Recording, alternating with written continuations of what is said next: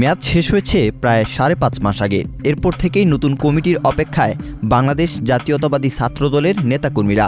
কেন্দ্রীয় কমিটির পাশাপাশি ঢাকা বিশ্ববিদ্যালয় শাখার নতুন নেতৃত্ব নিয়েও চলছে নানা আলোচনা।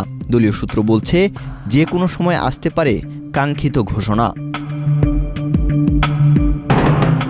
বিদায় কমিটির মেয়াদ শেষ হয় গত ১ মার্চ। এরপর থেকেই নতুন নেতৃত্ব নিয়ে জোরালো হয় আলোচনা ও হিসাব নিকাশ। তবে এখনও আনুষ্ঠানিক ঘোষণা না আসায় পদপ্রত্যাশীদের মধ্যে বাড়ছে উৎকণ্ঠা, আর নেতাকর্মীদের মধ্যে তৈরি হয়েছে নানা কৌতূহল। রূপায়ণ lake castle, welcome to the land of piece. গত বৃহস্পতিবার রাতে বিএনপির চেয়ারম্যান ও প্রধানমন্ত্রী তারেক রহমানের সঙ্গে বিদায়ী সাক্ষাৎ করেন ছাত্রদলের কেন্দ্রীয় সভাপতি রাকিবুল ইসলাম রাকিব ও সাধারণ সম্পাদক নাসির উদ্দিন নাসিরের নেতৃত্বাধীন শীর্ষ ৫ নেতা। গুলশানে বিএনপির রাজনৈতিক কার্যালয়ে এই বৈঠকের পর থেকেই নতুন নেতৃত্ব নিয়ে চূড়ান্ত হওয়ার গুঞ্জন আরও জোরালো হয়েছে। দলীয় সূত্রের দাবি, এবার শুধু পদবি বণ্টন নয়, আগামী দিনের জাতীয় রাজনৈতিক কৌশল, ছাত্র সমাজের সংগঠনের অবস্থান এবং আন্দোলন সংগ্রামে নেতৃত্ব দেওয়ার সক্ষমতাকেও গুরুত্ব দেওয়া হচ্ছে।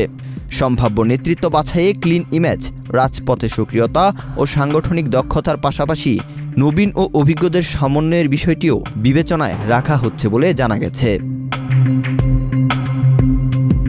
কেন্দ্রীয় সভাপতি পদে সম্ভাব্যদের তালিকায় আলোচনায় রয়েছেন বর্তমান সাংগঠনিক সম্পাদক আমানুল্লাহ আমান, সিনিয়র সহসভাপতি আবু আফসান মোহাম্মদ ইয়াহিয়া, কাজী জিয়াউদ্দিন বাসেত, মঞ্জুরুল আলম রিয়াদ, রাজু আহমেদ, মমিনুল ইসলাম জিসান সহ বেশ কয়েকজন। আমি মনে করছি আমার পুঁজি বিগত ফ্যাসিবাদ বিরোধী আন্দোলন সংগ্রামের ত্যাগ এবং সেই ত্যাগের বিনিময়ে আমি যেই নেতৃত্বে পরিপক্কতা অর্জন করেছি, দক্ষতা অর্জন করেছি, অভিজ্ঞতা অর্জন করেছি, সেই অভিজ্ঞতার সমন্বয় ঘটিয়ে আগামী সুন্দর সমৃদ্ধ বাংলাদেশ বিনিময়ে আমি আমার সর্বোচ্চ উজাড় করে দিয়ে শিক্ষার্থীদের জন্য, শিক্ষা প্রতিষ্ঠানের শিক্ষার মান উন্নয়নের জন্য এবং পুরো বাংলাদেশের সাধারণ শিক্ষার্থীদের মাঝে রাজনৈতিক সচেতনতা সৃষ্টির মাধ্যমে আমি ইনশাআল্লাহ আমাদের সংগঠনকে গতিশীল করার জন্য সর্বোচ্চ চেষ্টা করব এবং আল্লাহ রাব্বুল আলামিন দায়িত্ব প্রদান করলে ইনশাআল্লাহ আগামী সুন্দর সমৃদ্ধ বাংলাদেশের মাননীয় প্রধানমন্ত্রীর মেসেঞ্জার হিসেবে নিজেকে একজন বার্তাবাহক হিসেবে সাধারণ শিক্ষার্থীদের মাঝে পৌঁছে দিব এবং মাননীয় প্রধানমন্ত্রীর সকল কার্যক্রমকে সাধারণ শিক্ষার্থীদের মাঝে ছড়িয়ে দেওয়ার জন্য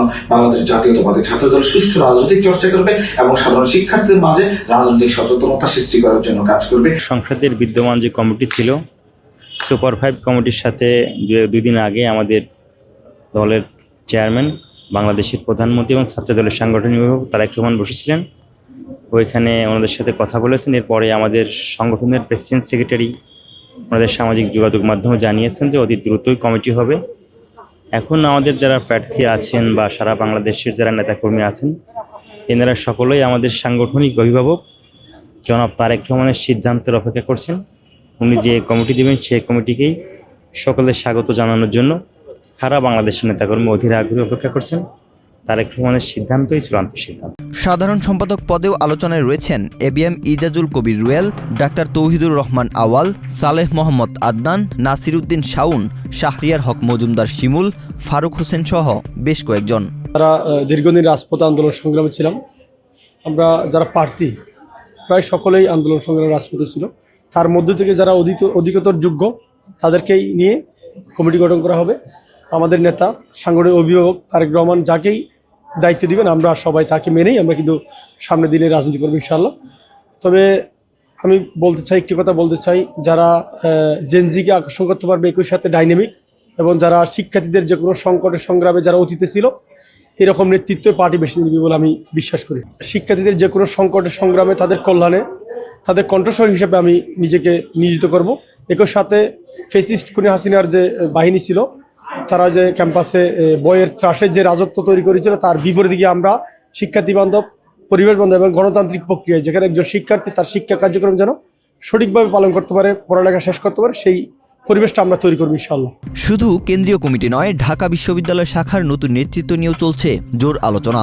কেন্দ্রীয় কমিটির সঙ্গে একই সময়ে অথবা খুব অল্প সময়ের ব্যবধানে ঢাবি শাখার কমিটিও ঘোষণা হতে পারে বলে ধারণা করছেন সংশ্লিষ্টরা।